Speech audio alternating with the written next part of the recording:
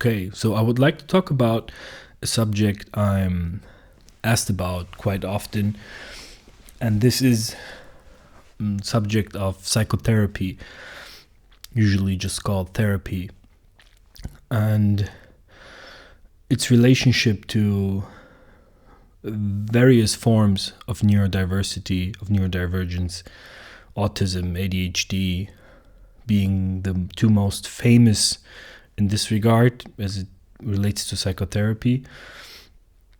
Although they are not the most common, dyslexia is, I think, about 25% or so.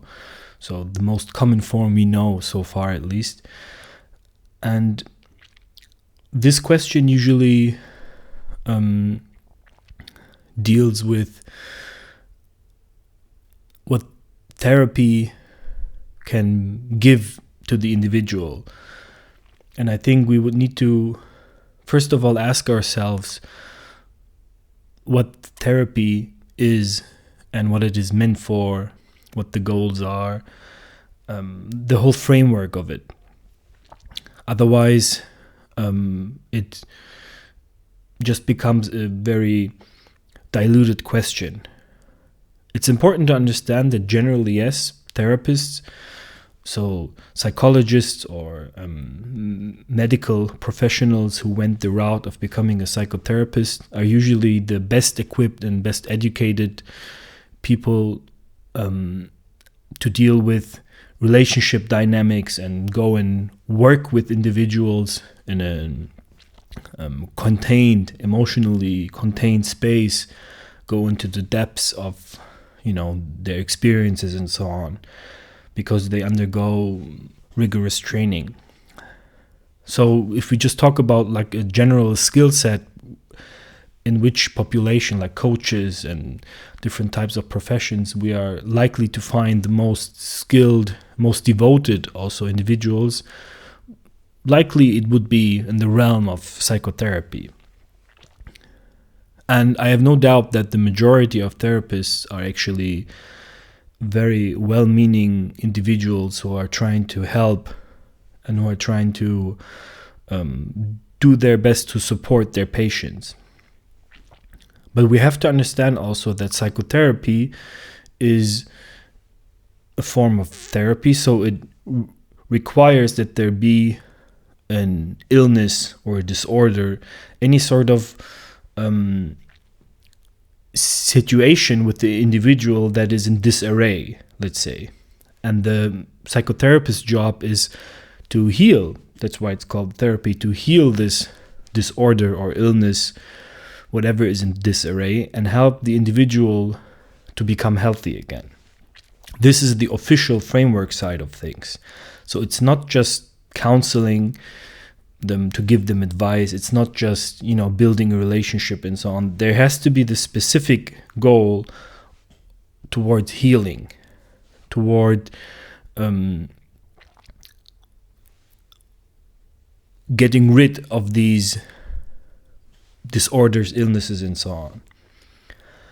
And so the problem that arises is that you have to bring some sort of disorder with you in order for it to be healed, right?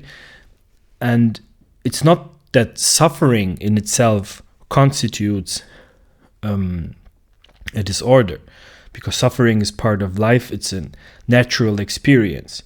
There's nothing wrong with you, basically, if you're suffering, if there's something to suffer, right? I mean, perhaps you have a cancer diagnosis and then you suffer. You feel depressed about that. And just to go from feeling depressed about something towards being happy again, I would argue does not constitute a reason for therapy, because it is perfectly valid and perfectly reasonable to feel depressed about something that is causing you a lot of suffering. So trying to help someone feel better has actually nothing to do with healing, first of all. Trying to help someone to feel better is sort of like if that's the goal of the person, you can help them and support them, but it doesn't really heal anything. And perhaps this is the place where we need to talk about what healing means, because the word healing has its roots in a Germanic word, an old German word, let's say, that basically means to be whole with a W, HOLE. So it means to be an integrated whole, to be one, basically. So you can be in a state of suffering and be an integrated person and be one, and you can be happy and be very split, be very suppressing your own shadow to be happy, actually. And so we can see that there is no correlation. It also doesn't mean to be happy is to be not mentally well, also doesn't mean that, but this just means that there is simply no correlation. The whole idea that happiness is some sort of symptom of mental well-being is a social construct.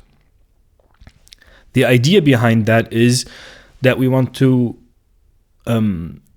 perpetrate, I don't know if perpetrate is the correct word, but to display an image, an idea that happiness is a default and natural state to be attained in the society we have built and we're living in. And so when you don't feel that way, that you're off, basically, that you didn't choose it. You know, some people say happiness is a choice, or that happiness is a mindset, and so on. And so it's basically your problem.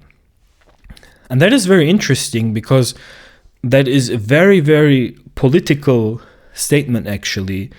And I know many, many therapists, because I've trained many, and when I was going through my own studies, I've met with many, and usually our bunch doesn't like politics very much. We want to separate that. But it's a very political thing, actually. So it's not like, left-right type of political thing, but more like up-down, perhaps.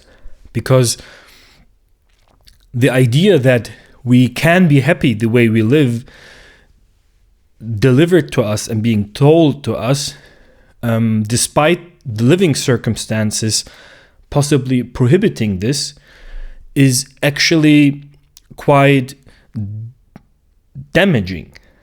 It means that the individual who is not feeling fulfilled and happy looks for illnesses, disorders, or disarray in themselves. They think that something is wrong with them because they don't feel happy. Yet, all the studies, I've went on a path about all of this, basically, studied all the science behind it and the evolutionary background.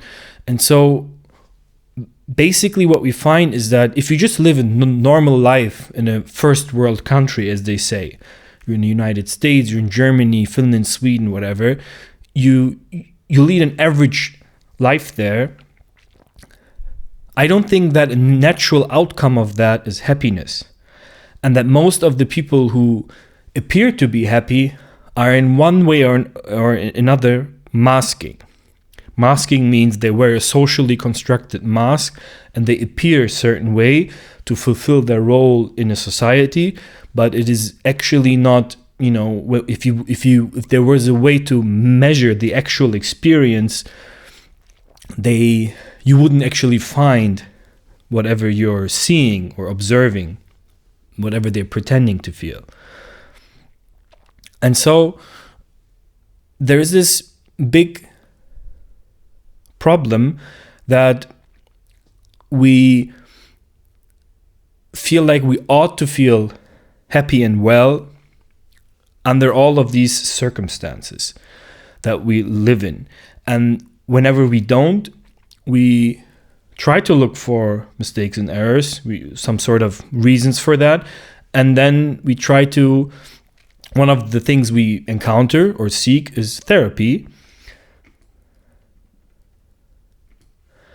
And we hope that we will we will understand something, we'll gain some insight, we might find out that, because of our parents, we were raised in a certain way, or if we change our behavior and adapt to the situation, then we will have more happiness. And I'm not saying that it doesn't work that way, but the thing is that we are going into this whole adjustment phase without first understanding that the lives we are living are not designed in any way to bring fulfillment and happiness. That's mainly because there is no designer.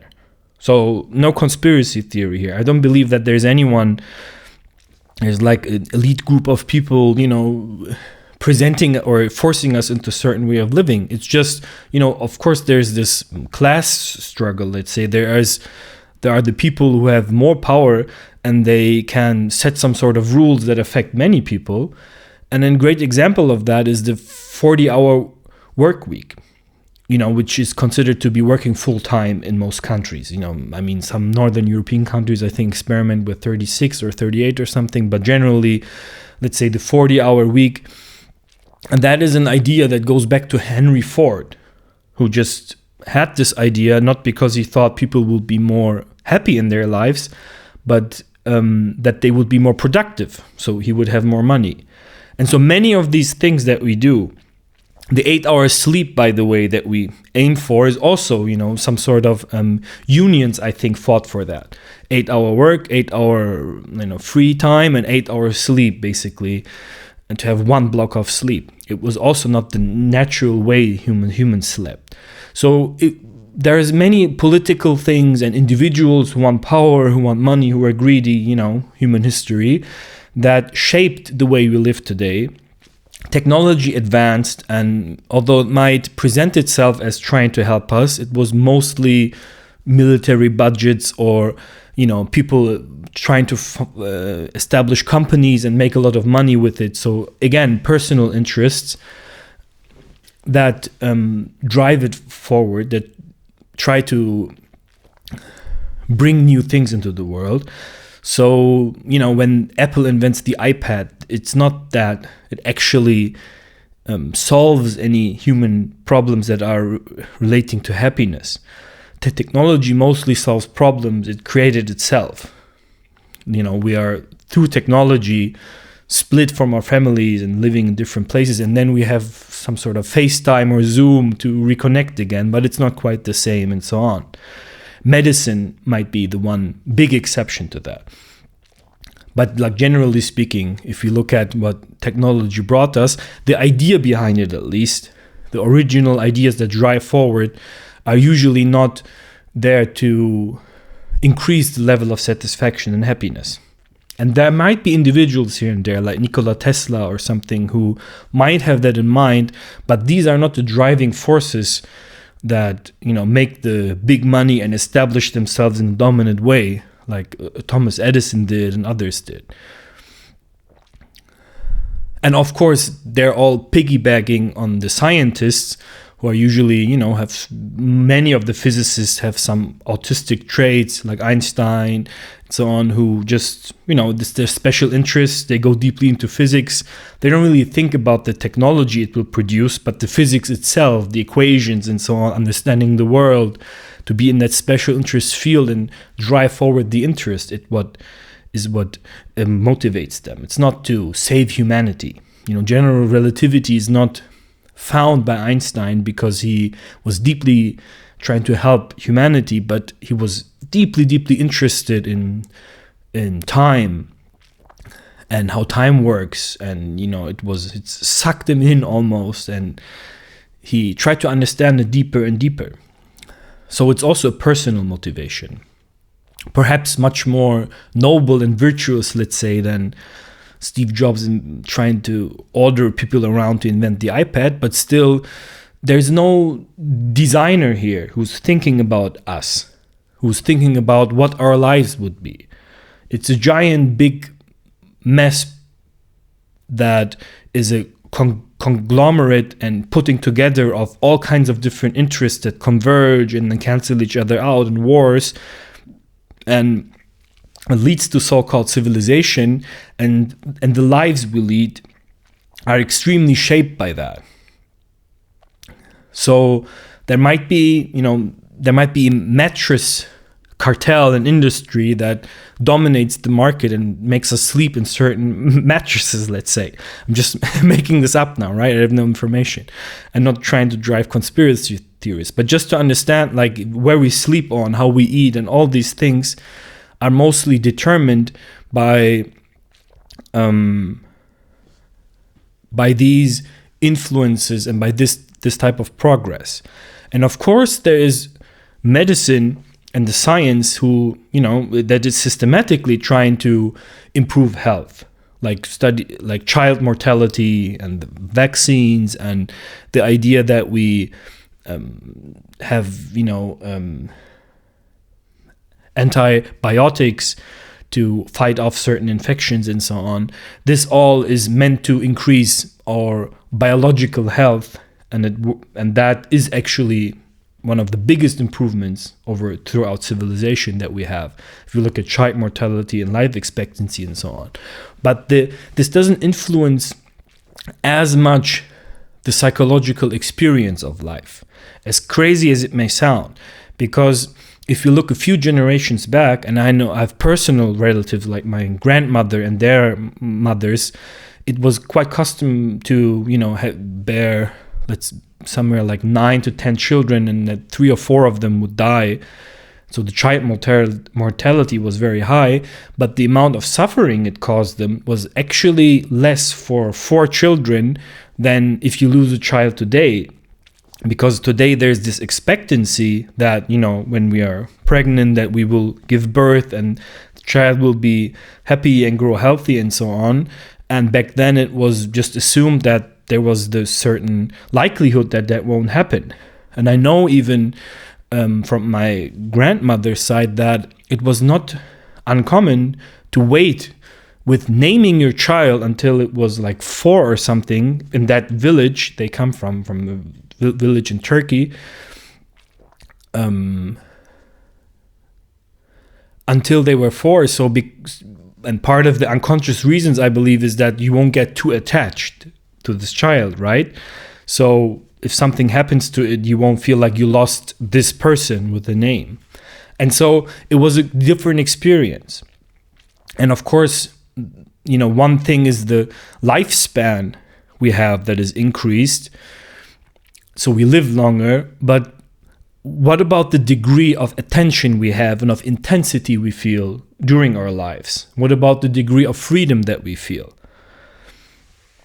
And so these constitute our satisfaction with life and happiness, and these are usually largely unaffected by this incredible medical achievements. Not completely, of course, but largely. And so we find ourselves in this world that is in no shape or form designed in a way that it would make us happy.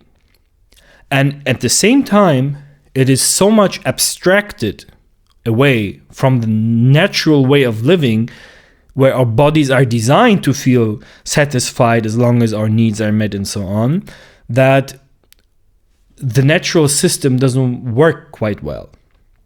That is that we are meant to work hard and get a reward, work hard and get a reward, and working hard means doing physical things.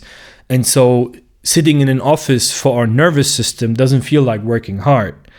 And ordering food online, or opening the fridge and pulling something out doesn't feel like work.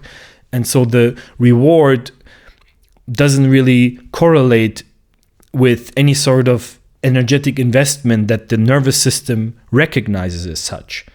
So, for example, if for a therapist to just it is very much work to do a session with a patient, and it's a very demanding thing, but the nervous system doesn't register it as work.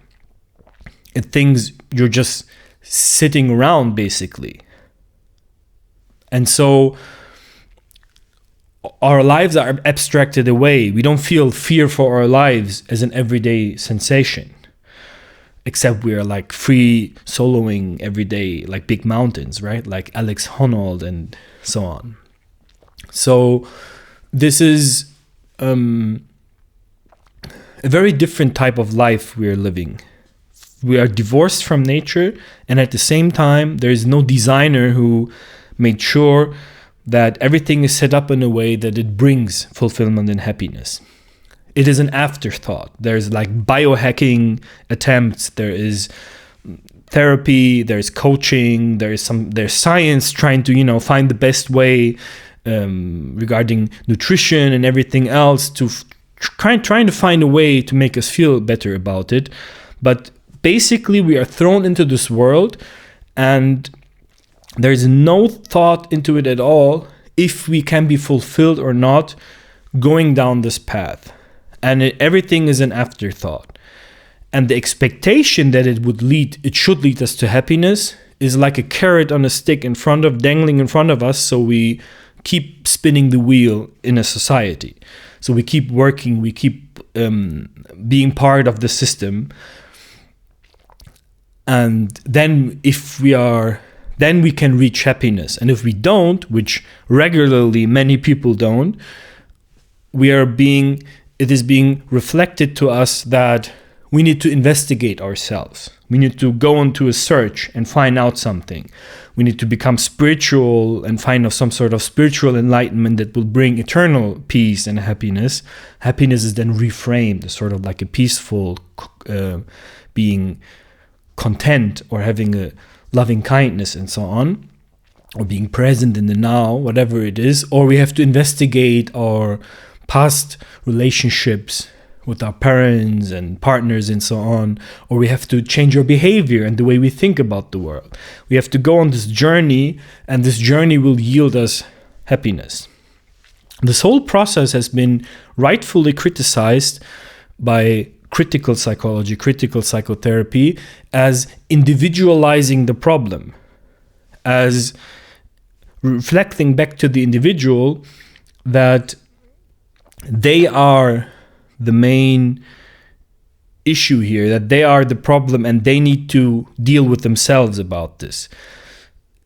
And that is dangerous because it means that powerful factors outside of the individual can set everything up in a way that it leads to symptoms, it leads to unhappiness, but this reflection back to them that this doesn't work for us, like this reflecting back to society, hey, this direction doesn't make us happy, perhaps we switch to a different path, it doesn't work anymore. This is one of the fundamental aspects of narcissism. So we are in a narcissistic society in that sense. That this feedback mechanism of, oh, we tried this and this doesn't make most of us happy or majority of us happy, let's go a different route. This doesn't work. And this doesn't work because of the way also psychotherapy has been set up as an institution. And I think most of the psychotherapists participate in this structure without any sort of understanding of that, doing their best, right? Helping the individuals as much as they can, being the compassionate, empathetic, and skilled people, but they don't understand the bigger picture because it is not being taught of in any sort of curriculum, basically. And some have some sort of understanding, but it's not general knowledge. So psychiatry and psychotherapy as an institution is a social construct also that influences us to be a narcissistic society. Okay, so where does neurodiversity and ADHD and autism, etc. fit into this?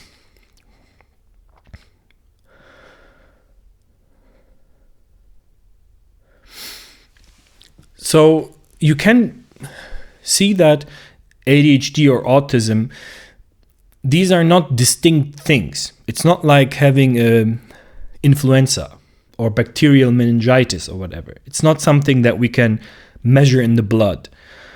These are constructs because we take symptoms, groups of symptoms, cluster them together, and then through scientific processes we assume or we conclude that there are certain differences in the people who tend to suffer in this way. But we go from the symptoms and the suffering and try to deconstruct it into some sort of personal differences. Yet we see that this doesn't really work quite well, because when you take the autism spectrum, you might have a typical idea of the typical autistic person, but that doesn't actually exist. You know, an autistic person can be like that and the other person can be like that. Like one autistic person can have tremendous difficulty in going on dates, let's say, on dating, because they find small talk unbearable. And for another, it can be their special interest and they can be masters in it. So, and both can be, you know, equally autistic. There's no degrees of it, but to help you understand that this whole ideas that we are projecting don't really work that well. And so these are not actual biological things we're measuring, but the groups of symptoms that people display. What we find out is that there are great differences between individuals, because there's about 10,000 genes responsible for the way we experience and learn and the way our nervous system works. And so there's a high variance in that, and we are very, very different from one another, which is the foundational idea of neurodiversity, that there is a diverse set of configurations here at play, and they work differently. And what we name then, what we call autism or ADHD, is not the way these systems work, but is that when people who in some of these dimensions of the nervous system struggle or are in a place where they can't live according to their own nature, but force themselves into behaving as though they are different or what they think to be normal and so on, that causes symptoms and a specific type of suffering that we then diagnose as ADHD and so on. Hyperactivity is one example. Being hyperactive is not something that is an objective truth about a person the way they are. It is something that appears to be like that when the life a person leads is not adequate to the needs of that nervous system. So you put a lion in a cage, then observe that they're depressed, and then you can say this lion is a depressed lion. This goes to the depressed lion category. And even if you find a gene that corresponds to that, you wouldn't have found a gene for depression. You would have found a gene that causes the lion to feel depressed in the cage. So this whole line of reasoning is really not really valuable. So the connection between the first part of what I said and this part is that society is not made in a way that it leads to happiness. And instead of that, it leads to symptoms. And these symptoms are different for people when their nervous systems are different. Some people show one kind of, they, go into fantasy land, they escape, they practice escapism, they dream of a different world. And other people become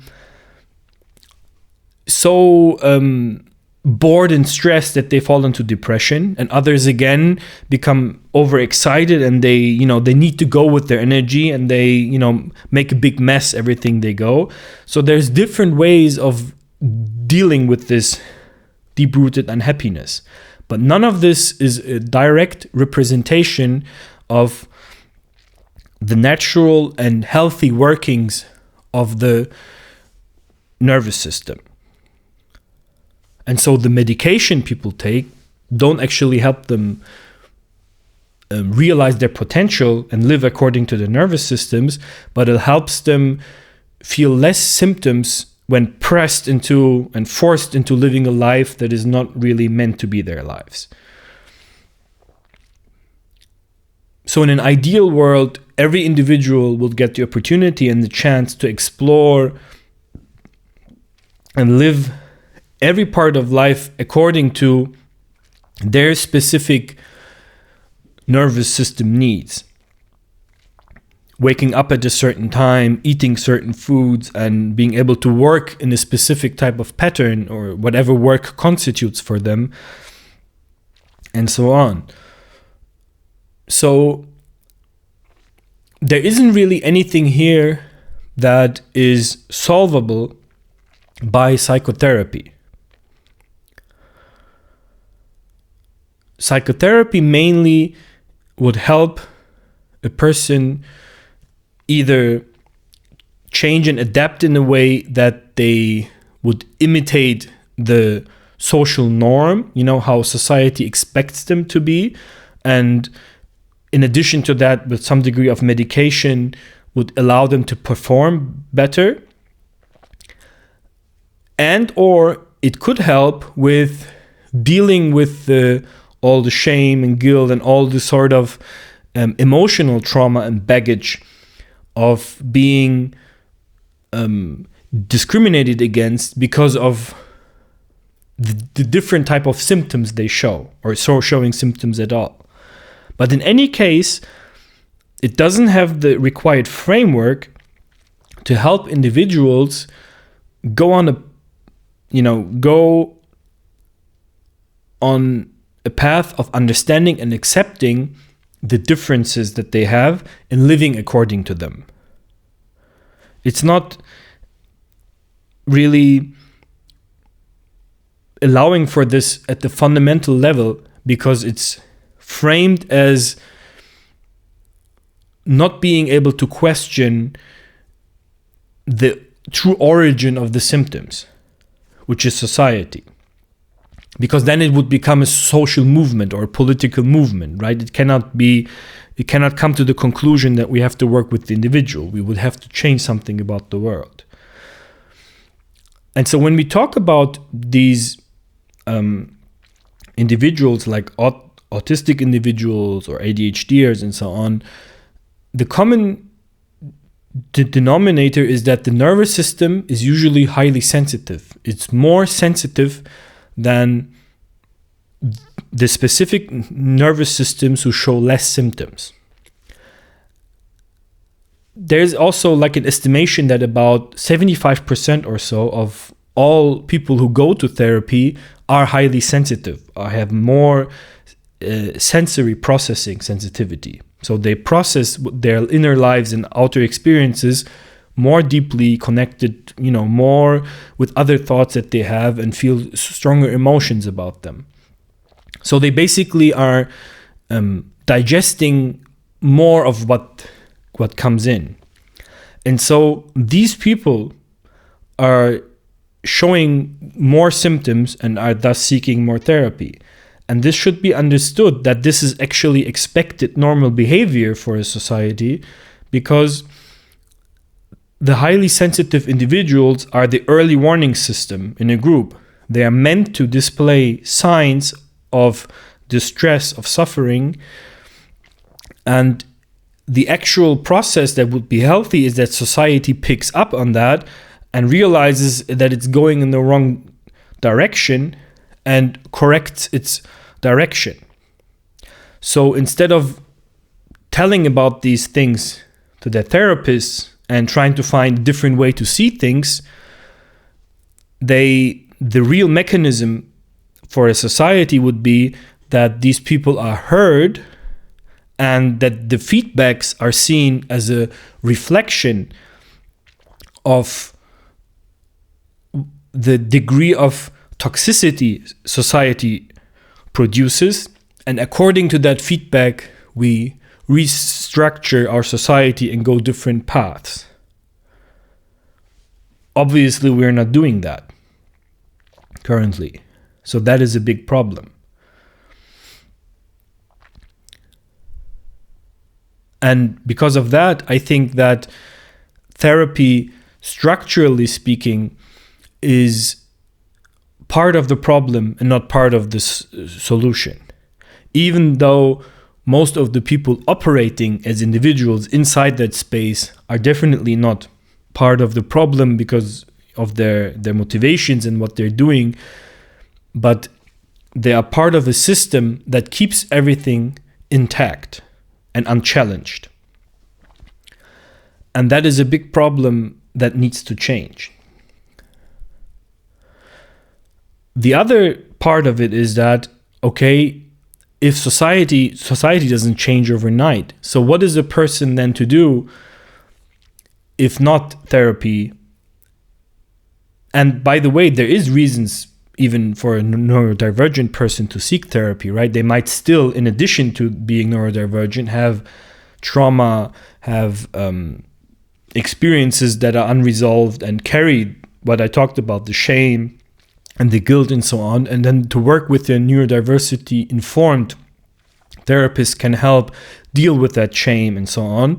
And that is in itself beneficial, but it doesn't solve the real big issue that they face. So what then can they do for themselves? I think the most effective thing is to realize that life is a creative act and not so much a demand and a problem to be solved that we need to solve towards feeling happy. When you are engaged in a creative process, you're not trying to feel happy in that moment. When you're raising your child and trying to do the right thing, or when you're giving birth, which is a very creative process, or when you're playing the piano, when Keith Jarrett is in Cologne and Köln and playing the grand piano, he's not trying to feel happy in that moment. It's a creative act. And our whole lives are actually that. It's a creative act and an invitation to blossom as the unique flower, the unique individual that we are. It's the one opportunity that every one of us has in their lives to really display this unique combination, this unique style of nervous system and perception and so on. That it can also be, shine for a brief second until the darkness of eternity swallows it. And so I think this opportunity needs to be taken. Nietzsche called this accepting your faith. I don't know if I translate correctly. I read Nietzsche obviously in German, as is my mother language, but my native tongue. But he refers to it as accepting one's faith and refers to it also as if a person has their why, they can deal with almost any how. So if a person accepts this challenge, this opportunity as their main goal, to become an individual, to display this individuality and live it in a way that what we do and what we are is an expression of who we are, then this is first of all health, because this means we are whole, we are one. And second, it becomes a creative act because there are so many obstacles and so much influence trying to force us into thinking about things in a way that benefits others, or pretending to be a certain way, trying to force us into a certain way of experiencing, of feeling, of thinking, and so on. So it needs some degree of rebellion, and it needs a creative way of thinking to find new and fresh and improvised ways of how to exist as an individual in the world that forces us into giving up this individuality. So I think the seeking of happiness, the seeking of some sort of being symptom-free is completely unhelpful. It can be, by the way, and frequently is, a side effect even, oddly enough and paradoxically, but not because it is pursued,